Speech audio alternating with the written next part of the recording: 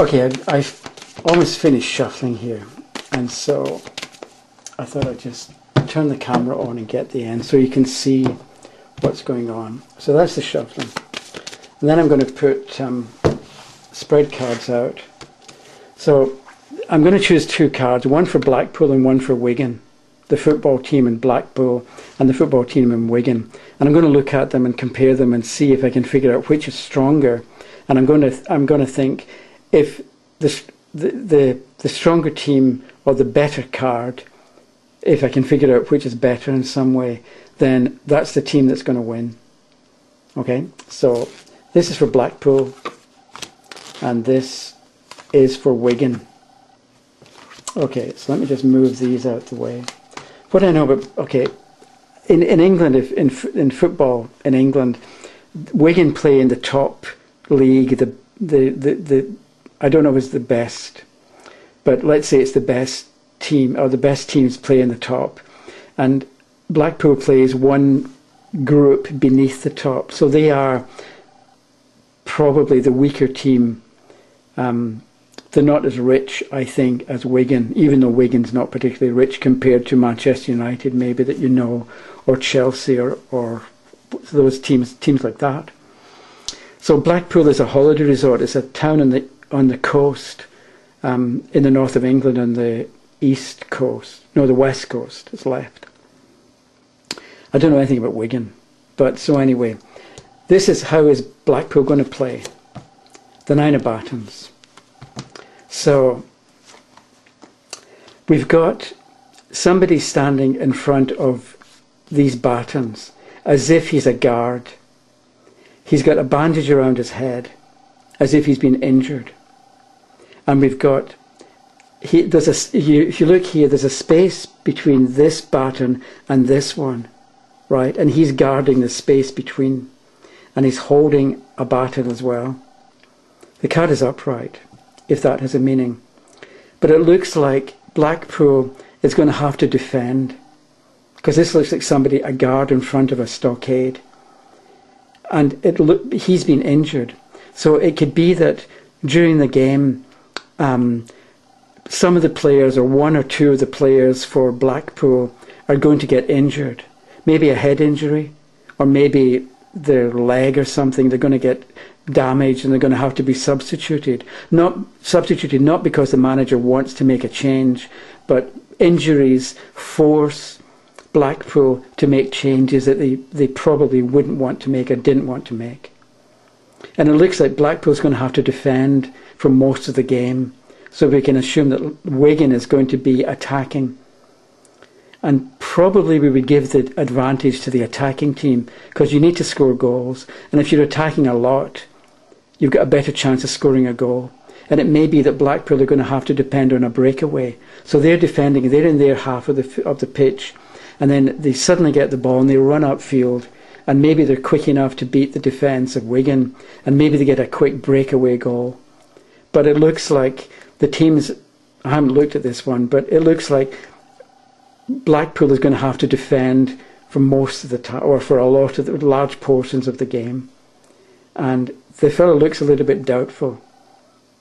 So, I don't know. Now that's Blackpool anyway. Now we need to look at Wigan. And here we've got the King of Cups upside down. And what does that mean? First thing is, I have absolutely no idea. I was thinking that Wigan was, when I was talking about this card, I was thinking that Wigan was going to win. And so the King of Cups can be me being wrong. Okay, that's something that crossed my mind right now, because of the nature of the King of Cups. But if you look, this King of Cups is by the water, and Blackpool is a holiday resort on the water. And the card representing Wigan is upside down. And it's a king. Kings run things. Well, in some countries, or some places, once upon a time, the king would rule.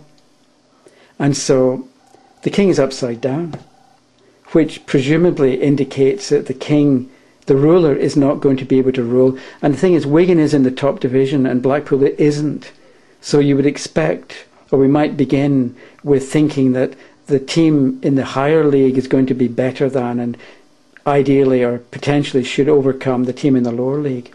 But the king is upside down, which I think means that Wigan is not going to be in very good shape, in very good form on that particular occasion. The other thing is it's a cup match. And it's a knockout competition. It's not like a league where you play 40 times over the course of the year. It's a one-off thing. And so cup games are often upsets in cup games because the lower team, the weaker team, has nothing to lose. You know, it's a one-off thing, and so they sort of play above themselves or beyond their abilities for 90 minutes. It's only two 45-minute halves. So the King of Cups upside down. The fact that the king is upside down, I think, is an indication of weakness. The fact that there's water in it, it means that because they're playing in Blackpool, I think Wigan is going to lose. And I think Blackpool is going to defend for a lot of the time, but they're going to score on a breakaway. And this is number 9. And the game lasts for 90 minutes. So I'm expecting nothing each for 89 minutes, and then Blackpool will score with the last kick of the game, or Blackpool will score one goal, or they'll score what they need to win the game at the very end of the 90 minutes. So that's my prediction. 1 card for Blackpool, 1 card for Wigan. You look at them and you see if you can figure out which is better, which is stronger.